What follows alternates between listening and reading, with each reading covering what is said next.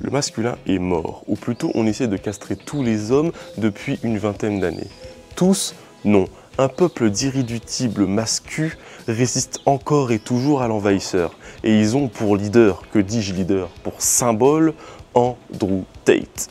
Idole pour certains, ennemi juré pour d'autres, il divise, mais on ne peut pas nier une chose, en quelques années, il s'est hissé en haut de la pyramide sociale, au point d'être vénéré comme un dieu par certains jeunes Américains.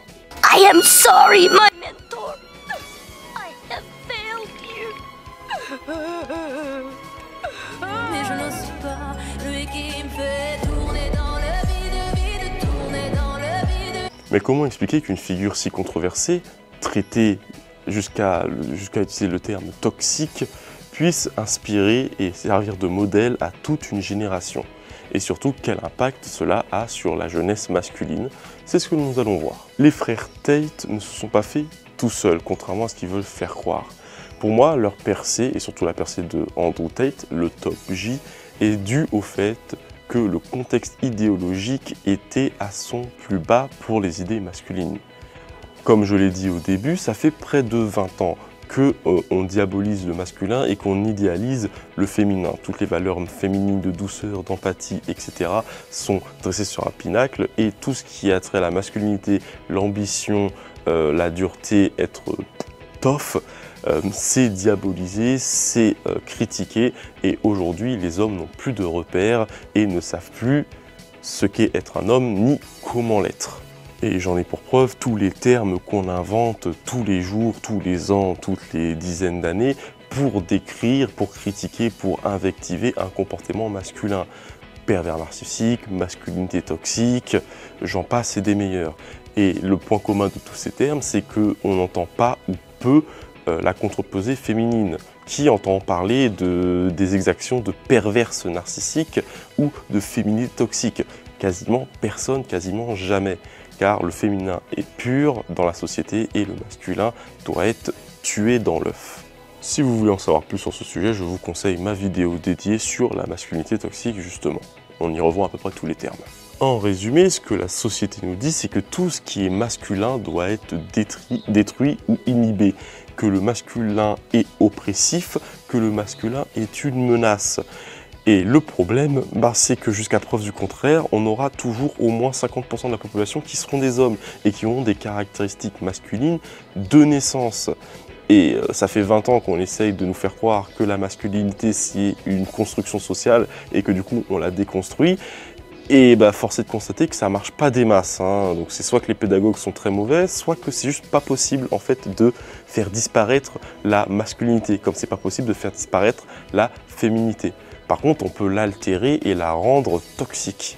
Et ça, par contre, la société le fait très bien. Et donc, dans ce contexte-là, imaginez ce que ressent un jeune homme qui entre dans l'adolescence, à qui on a répété que être agressif, être compétiteur, ce n'est pas bien et qu'il est systématiquement critiqué. Au passage, en lui enlevant tout support émotionnel, toute empathie qu'un enfant a besoin pour sa construction. Une fois que vous avez cet adolescent-là bien frustré de ne pas pouvoir exprimer qui il est et bien critiqué et bien mal dans sa peau, qu'est-ce qui se passe quand il rencontre un modèle qui incarne tout ce qu'on lui interdisait d'être jusque-là et qui, en quelque part, le sublime en lui montrant qu'on peut être tout ce qui a été critiqué et quand même réussir dans la vie? Ça donne la situation Andrew Tate. Le top J produit de son époque. On va être honnête, le top J, il plaît, il est éloquent, il est charismatique, il est musclé, il est riche et il répète à qui veut l'entendre que les femmes, ce n'est pas un problème pour lui. Donc forcément, quand un jeune mal dans sa peau le rencontre et qu'on lui dit « tu peux être comme moi si tu agis comme moi », et forcément ça vend du rêve et ça donne pas envie d'écouter toute la diatribe féministe qu'on nous vend depuis des années. Donc le choix est vite fait, la question est vite répondue comme dirait l'autre. Et ironiquement, si une figure comme Andrew Tate a pu émerger malgré les messages qu'il véhicule qui sont proches de la toxicité, c'est dû au féminisme, c'est dû en fait au fait qu'on est poussé la barre trop loin, trop à l'extrême dans la féminité et dans l'inhibition de la masculinité, et qu'on s'est retrouvé sans modèle. Et du coup, quand un modèle imparfait arrive avec une force de frappe limite destructrice, le manque d'alternatives pousse n'importe quel jeune homme à se tourner vers lui. Et c'est ça le problème, c'est qu'on a voulu supprimer toutes les alternatives de modèles de masculinité saine, et du coup forcément c'est le plus violent, le plus agressif, le plus charismatique qui l'emporte et qui fédère les troupes. De la même façon qu'aux élections, quand vous avez 90% des candidats d'un camp qui disparaissent, vous allez tous voter pour le camp le plus proche de votre idée de base. Ben là, c'est la même chose. N'ayant pas de représentation saine de la masculinité, on se tourne vers le plus visible, vers le plus éloquent, vers le plus décrié. Et forcément, tous les modèles qui réunissent cette caractéristique sont rarement les plus sains et les meilleurs à suivre. Mais bon, en soi, c'est un peu la même chose que quand Kim Kardashian a percé avec sa fameuse sextape. Attends, il est vraiment en train de comparer Tate à Kim Kardashian là?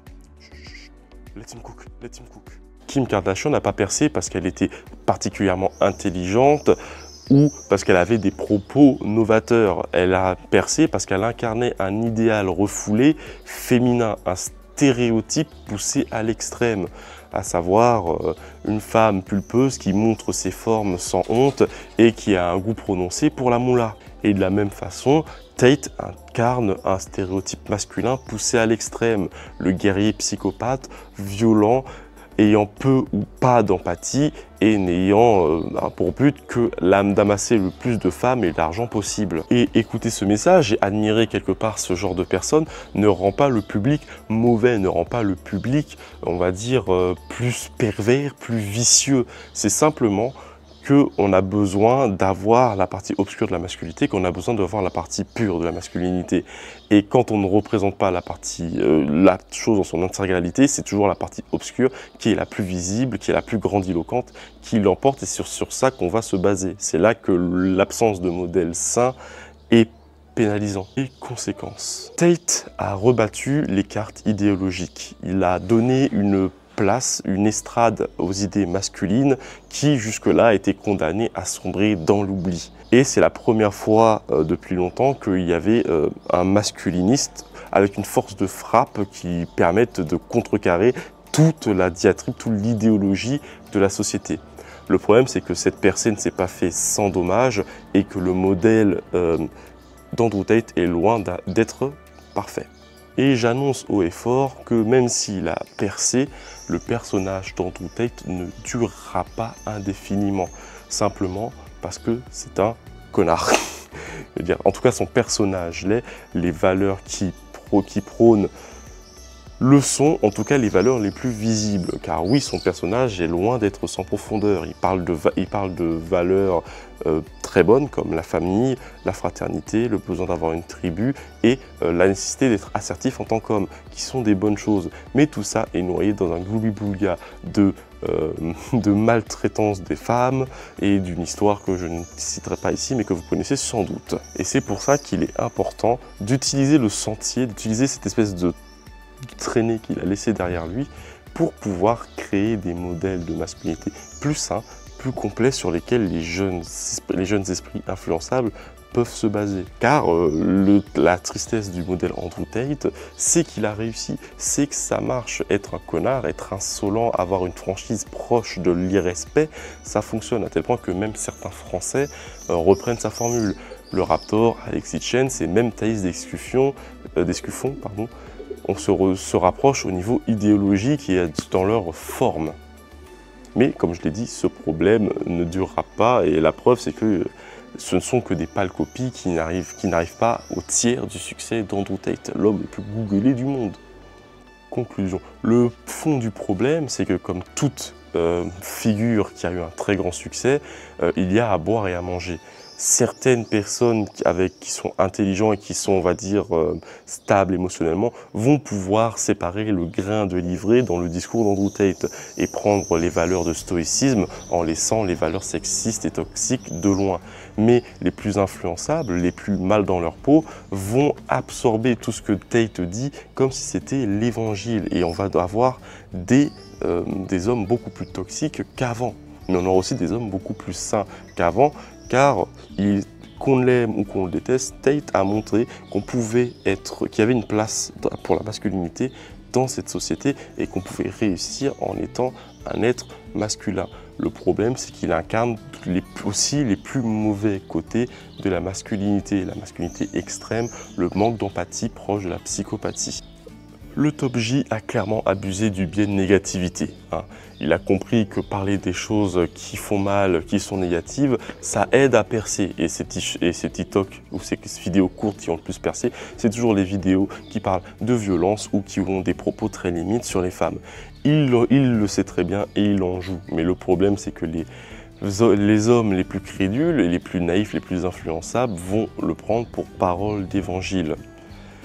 Mais de mon point de vue, c'est un mal pour un bien, car il vaut mieux avoir une figure masculine imparfaite que pas de figure masculine du tout.